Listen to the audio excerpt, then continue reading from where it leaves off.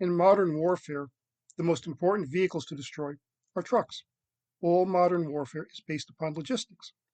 A U.S. Army division uses something on the order of 2,000 tons of logistics per day.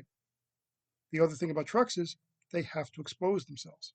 They have to drive down roads to deliver the cargoes, which means they are vulnerable to attack. It might be worthwhile and effective to build a UAV to destroy trucks.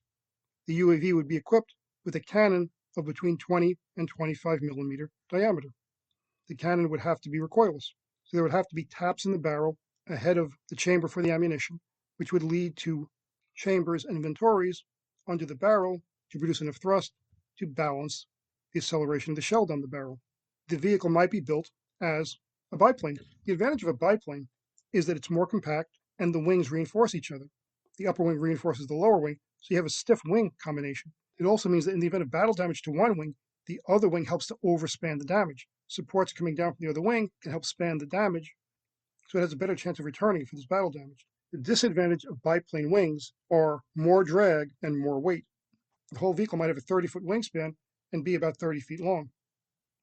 It would have two operators, a pilot and a gunner, or a weapons officer.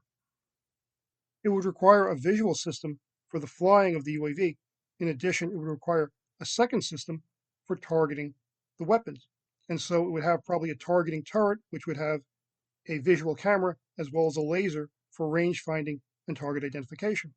The cannon would be mounted in a rotating turret on the underside of the vehicle, so it can fire at various angles.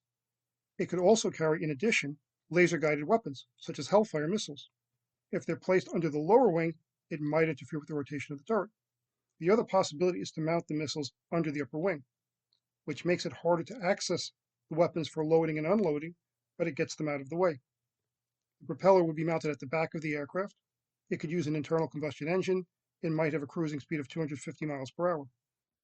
For takeoffs, the turret could be reversed, allowing the forward landing gear to retract into the body. All of the landing gear would then retract into the body for flight. For operations, there's only two pieces of information that are needed. One is obstacles, and the second is targets. The obstacles could be represented by enclosed boxes, having boxes that enclose the sides of the obstacle. By presenting ground forms and obstacles in that manner, it reduces the amount of information transfer, which makes it harder to jam the radios. If there is a hazard, such as an electrical power line, that could actually be displayed on the pilot's operational screen as a red line where the power line is located, warning the pilot to avoid it. For targeting, there would be onboard learning systems, artificial intelligence, and it would evaluate objects that might be potential targets. It would then use a lookup table. So for instance, if there's a 3-axle military style truck, the lookup table might list it as item number 15. It would then transmit the number 15. It would not transmit the pixel by pixel representation. That is too much data and it is too easy to jam. It would also transmit a scaling factor of how big it appears to be, horizontal and vertical rotation angles. It would use the laser rangefinder to measure a distance to the target, and it would represent where it is on the screen. On the operator screen, the opposite steps would be taken. The number 15 would be taken in, it would be scaled, rotated according to the angles, placed on the screen at the location, and the distance indicated.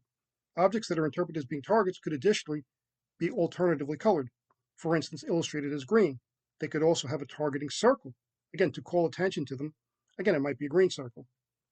Objects that are not interpreted as targets could be shown as a neutrally colored object. The neutral images would show general traffic and traffic conditions on roads and highways. Similarly, it would have an anti-suicide feature. So it's flying towards a landform, the full pixel representation would be developed to give it a greater ability of automatically avoiding contact with obstacles. Even with that, there is going to be collisions with obstacles, and there's going to be losses from that. Because of the simplification of the images, it is pretty useless as a reconnaissance vehicle. Its purpose is to go out and destroy trucks. It can also be used to destroy railroad trains. And again, it can use its cannon to shoot up locomotives and to shoot up rail cars, particularly tanker cars. If there's a flammable material in the tanker car, ideally, the tanker car would be set in flames by the fire from the gun. They would not be intended to be used in the immediate battle area, where there are much more intensive air defense systems.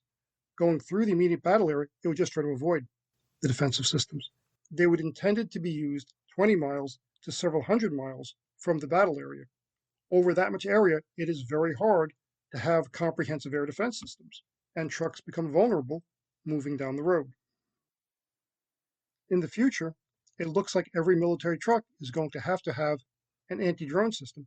This might be a heavy shotgun, firing something that looks like a small dart with little fins at the back.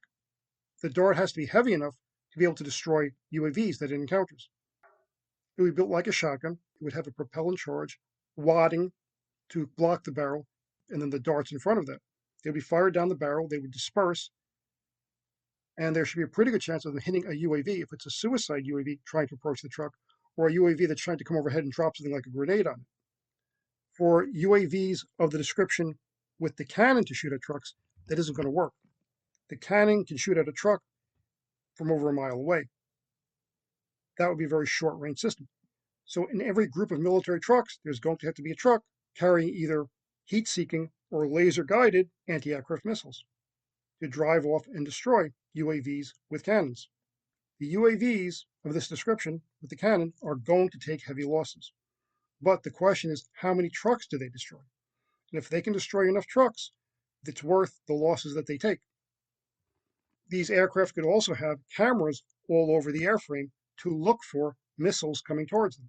So if they send fighter planes up to shoot them down, or if they take a UAV with missiles to shoot them down, they at least have a chance of trying to maneuver and avoid being struck by the missile.